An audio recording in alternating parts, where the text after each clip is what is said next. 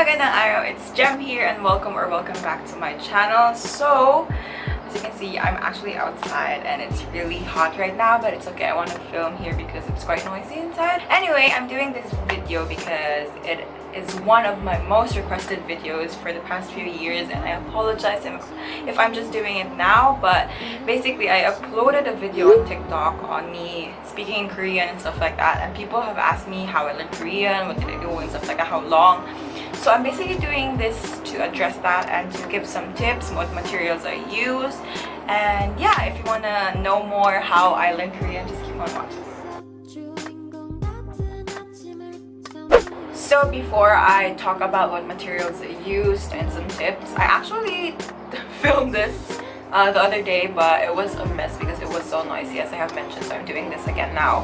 And I took 2 Korean placement tests for me to update like where am I now in my journey in learning Korean, and I am like level B 1.1, and the other week I took an exam. I got 42 out of 70, which is like intermediate level. So yeah, I'm not in the beginner level, but I'm not in the pro level yet. So yeah, it just says that I can understand main points of clear standard input on familiar matters in a current situation, but I'm not yet in that area where you can really fluently speak Korean and in the proper sentence. So yeah, that's my level. I just want to put it out there. Also, I actually started learning Korean 2013, but really actually learning it 2014. So I just want to put it out there as well that you can learn Korean even in a span of a year if you really put your effort and time in there. I can say that I didn't put much effort because it's been like 6 years and I'm still not fluent in Korean. So yeah, I haven't been reading, I haven't been studying Korean anymore. I actually studied last year in a Korean school mini class. It's like just a mini class, but our teacher is Filipino, but she speaks Korean, so I don't think that counts, or I think it does, I don't know. But yeah, I got first honor there in our intermediate class. The reason why I learned Korean is because since I love the Korean culture, I'm not really like a Korea boo anymore, but yeah, I want to learn it because I want to speak to people, especially like the K-pop idols. Like, I don't want to be speaking English to them and then requesting them to something like that. So I really want to learn so I can actually speak to them in Korean in their language.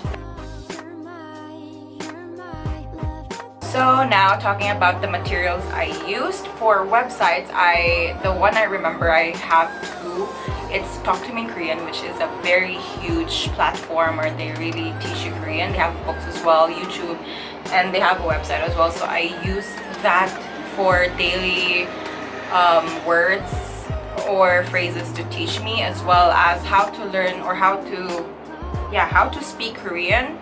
That's like another website. I will just like insert the website here which I use so you can search it up. But yeah, I basically use that also to teach me the Korean words like that I know, like numbers, letters. Most of the basic ones are there, and yeah, you can really like use a lot there. Their platform has a lot of things from basic to actually pro.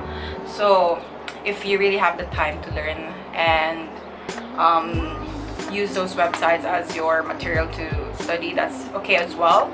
If you like watching better than just reading it, you can go to YouTube, and I watch Korean Class 101 there, and also Talk to Me in Korean, as I have mentioned. Talk to Me in Korean has a lot of platform that they use to teach you Korean, and yeah, that's a really good material because you can hear, not only just read, but you can also comprehend what they are teaching. You can hear how the pronunciation is. So the applications that I used, that I remember, as I have mentioned guys, it's been years since I studied Korean, like really studying, but yeah, I use HiTalk.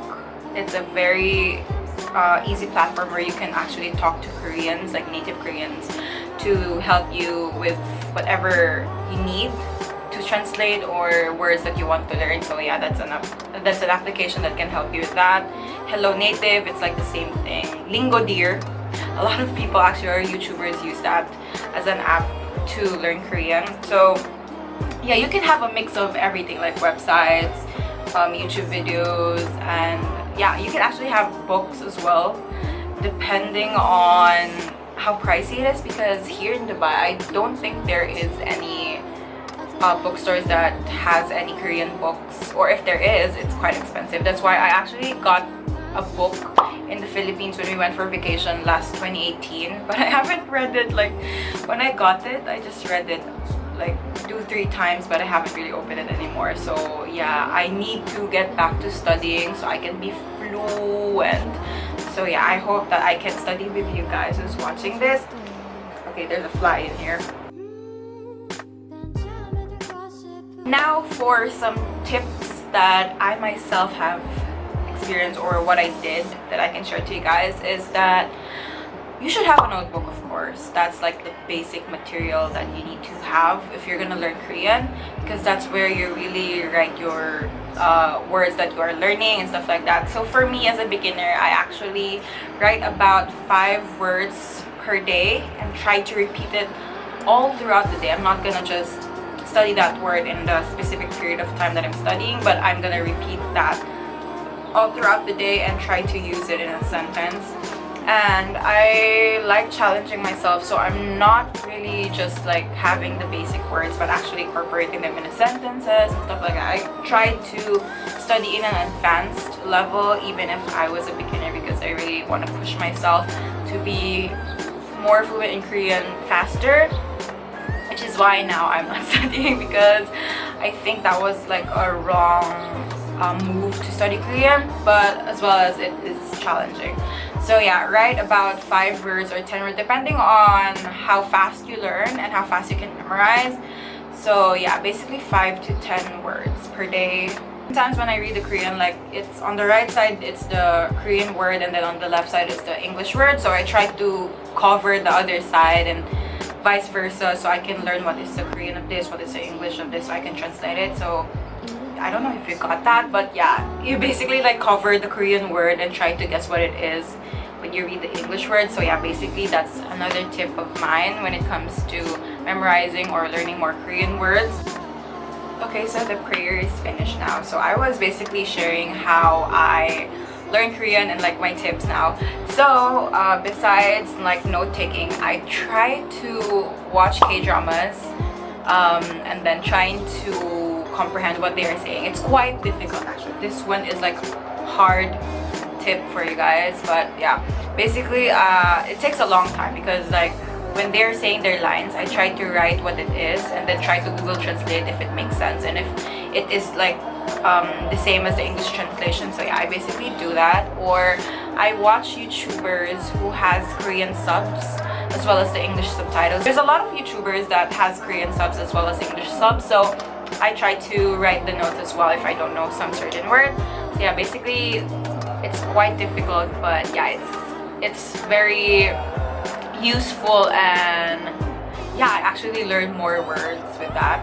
So yeah, that's basically it, like my journey in my learning Korean, like tips and materials that I have used to share, to have and I hope it was quite helpful for you guys. But if you have any more questions, you can just leave it in the comment below. I reply, and yeah, and I hope you suggest me more video content that I can do for you guys, because I'm doing this for all of you. And yeah, follow me also on TikTok because I do a lot of stuff there.